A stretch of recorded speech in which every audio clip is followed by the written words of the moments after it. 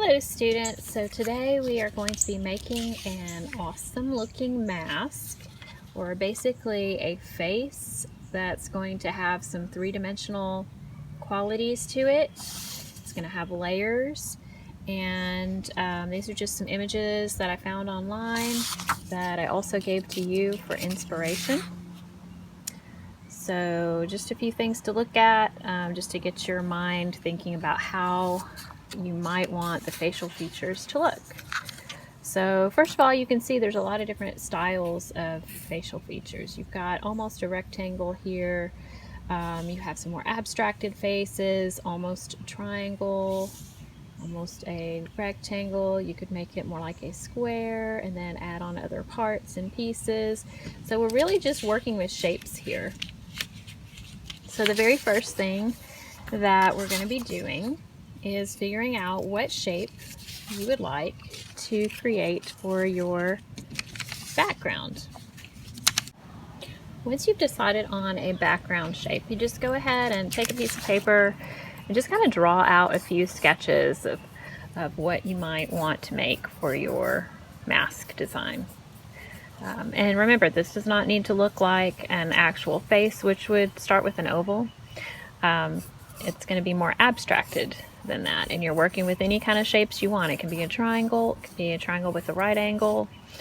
You're just kind of starting out with some shapes just to kind of decide from there what you want to do. So always start with a sketch. Every single project that we do, we always start with some kind of a sketch to begin with. And if you alter from that, that's fine. That's just part of the creative process.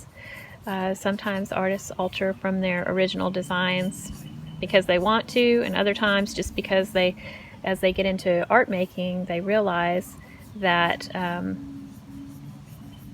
something that they started or they decided they were going to do in the beginning actually looks better a different way, or it accomplishes their goal if they do it a different way than they originally planned, which is fine.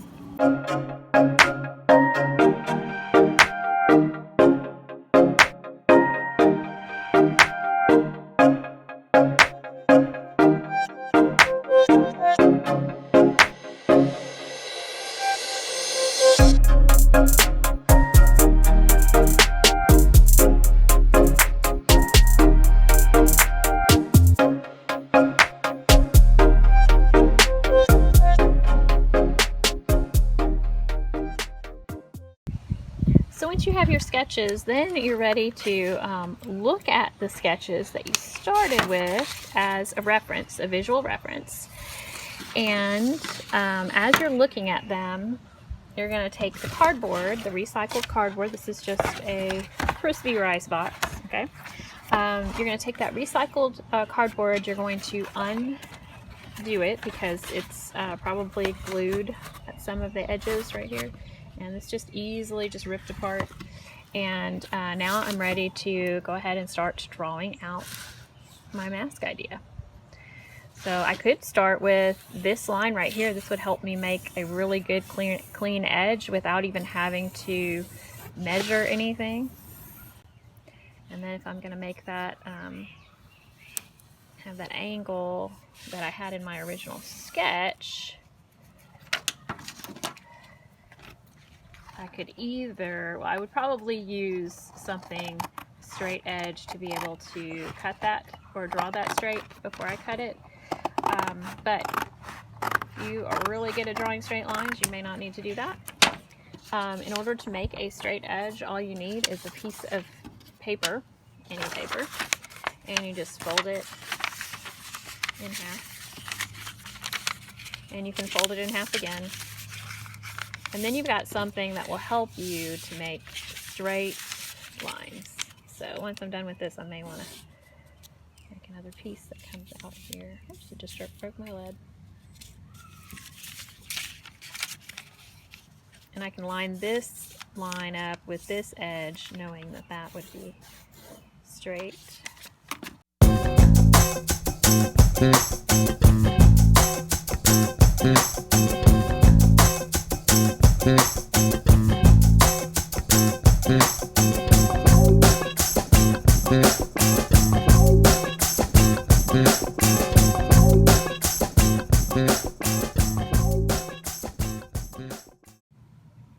Okay, so this is what I've got so far. I've got this part right here for the face. I'm going to put the chin under this, and I'm going to create some layers. And I almost could use that for a nose. I think I'm going to put that somewhere up here though. All right, so we're just about to start making the eyes. So if you're going to make the eyes and you want the eyes to be symmetrical, meaning the same shape on both sides, all you have to do is take your cardboard and fold it in half. And when you draw the eye, whatever shape you decide to draw,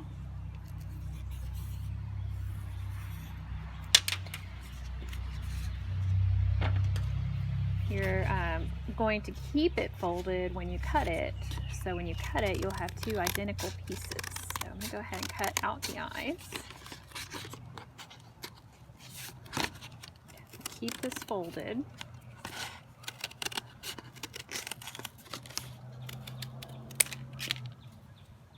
And so then I've got these two pieces and they should be symmetrical. So I've got a couple of eyes now. How about some eyebrows? Same thing. If you keep this folded in half and you draw or you create one eyebrow, whatever shape that should be. I'm going to go with some long, skinny, triangular shapes. Actually, I might want to add a little bit of a zigzag on the top of the brow, just to make it a little bit more interesting.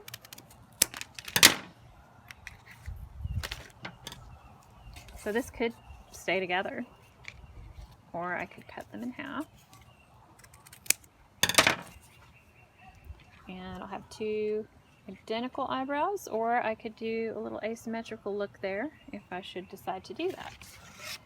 Now for the nose. Let's see, how long do I want my nose to be? That's a question you're gonna need to ask. So the first thing I'm gonna do is I'm gonna go back to using my straight edge, which was just a folded piece of paper. And I'm going to stick with, I think, the triangular type nose is what I liked before in my drawing and planning stages. So I'm gonna go ahead and go with that.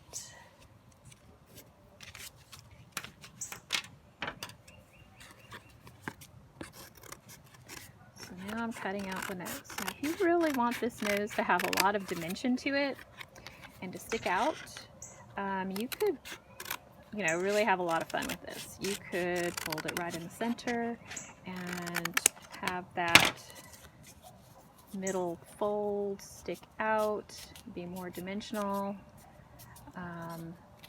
Could almost curl it at the end, curve it. So, it could really stick out if you want it to. I'm going to fold this piece of cardboard in half.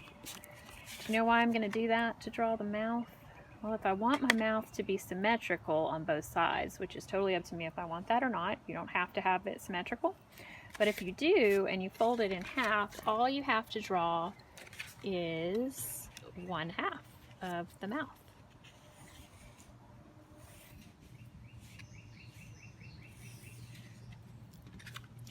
So I can go with this.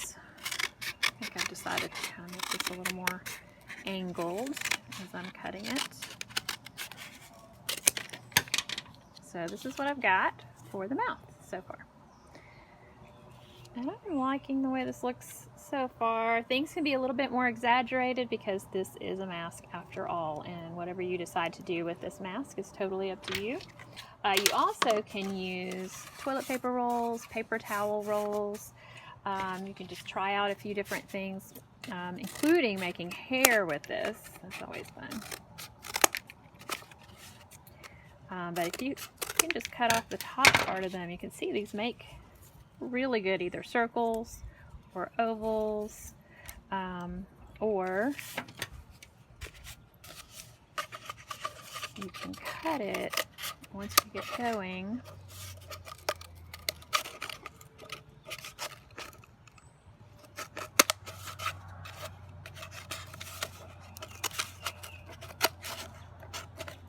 Just a a little bit at a time, you can make some little spirals, which would be really cool for the hair, if that's something you would like to add to your sculpture.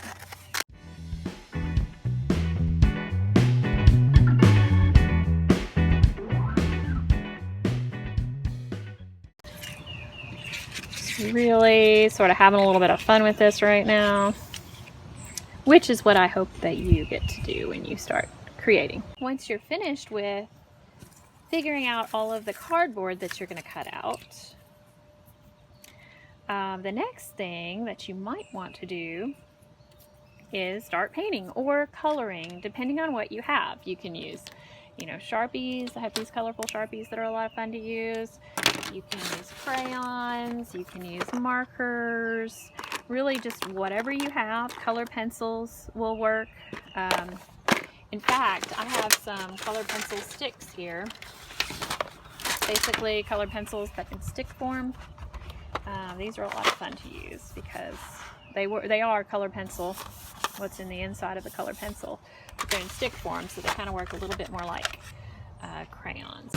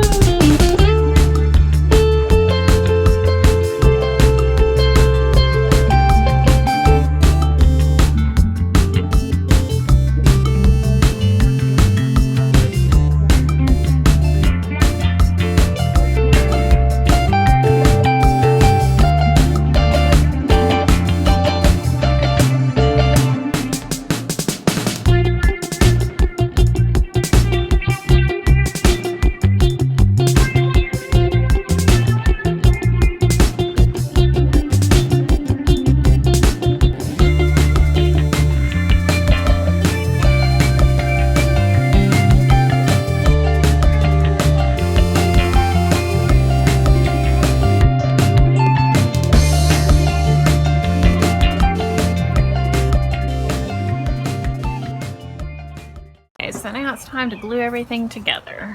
So I'm going to start by removing everything on top.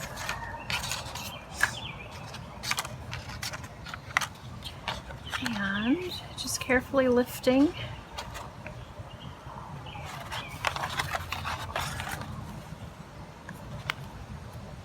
Ooh, I used too much glue. Don't use that much glue, boys and girls. Actually, that's enough glue. Probably use some on the top piece. Okay, scoot that to the side.